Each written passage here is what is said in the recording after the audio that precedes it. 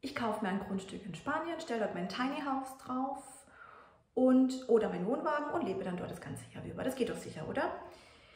Tja, meine Antwort ist leider nicht besonders klar, sondern die einer typisch deutschen Juristin, nämlich es kommt ganz drauf an. Ja, worauf kommt es denn drauf an?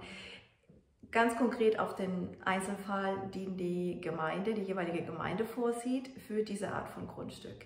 Sprich, man muss tatsächlich, kommt nicht dran vorbei, direkt zur Baubehörde der jeweiligen Gemeinde zu gehen und zu fragen, was die Verordnung der Gemeinde für so einen Fall vorsieht. Und auch der Bebauungsplan, auf dem sich das Grundstück befindet. Das ist also der erste Schritt.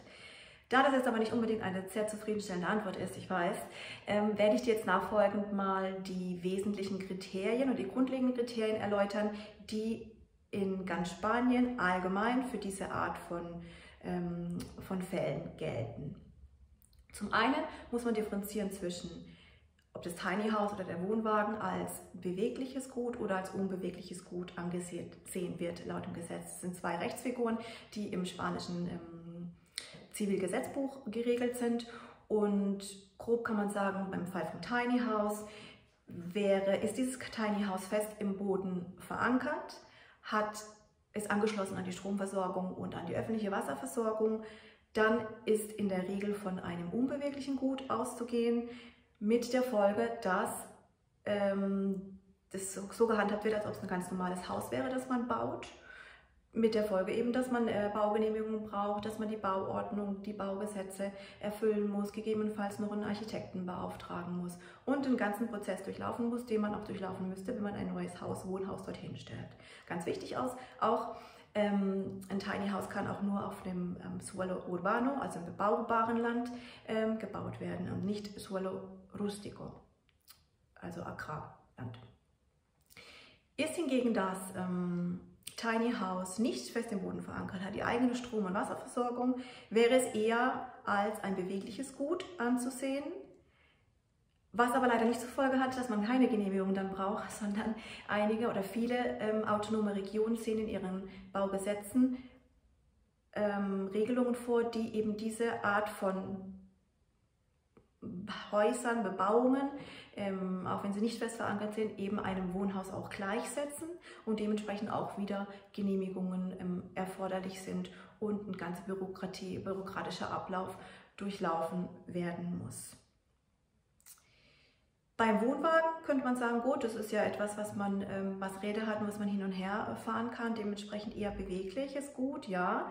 Man muss auch dazu sagen, dass es, was die dauerhafte Nutzung als Wohnung eines Wohnwagens in Spanien angeht, eher noch, also auf dem eigenen Grundstück, eher noch eher Gesetzeslücken bestehen.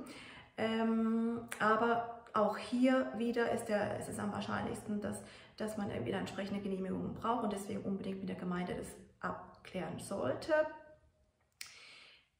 Auch was nochmal Bauland oder Agrarland angeht, ist es eine dauerhafte Nutzung oder dauerhaftes Wohnen in einem Wohnwagen auf Suelo Rustico ist eigentlich fast ausgeschlossen. Aber auch hier gab es tatsächlich vor kurzem mal ein konkreter Fall, wo es möglich war, aber das waren wirklich ganz spezielle Fälle. Aber grundsätzlich hier nicht. Auf Suelo Urbano Bauland müsste man eben auch hier wieder bei der Gemeinde nachfragen. Also nochmal kurz zusammengefasst, der erste Schritt muss der Kontakt zur Gemeinde sein, zum Bauamt, da kommt man nicht drum herum, schauen, welcher Bebauungsplan, welcher Teil des Bebauungsplans ist zuständig, wie ist die Regelung dieses konkreten Grundstücks da. Dann muss man gegebenenfalls eben diese ganzen bürokratischen Abläufe durchlaufen und ganz wichtig, lass es nicht drauf ankommen und erkundige dich vorher und denke nicht, es erwischt mich sowieso keiner, ich bin irgendwo hinten in der Pampa im Landesinneren, keiner sieht mich.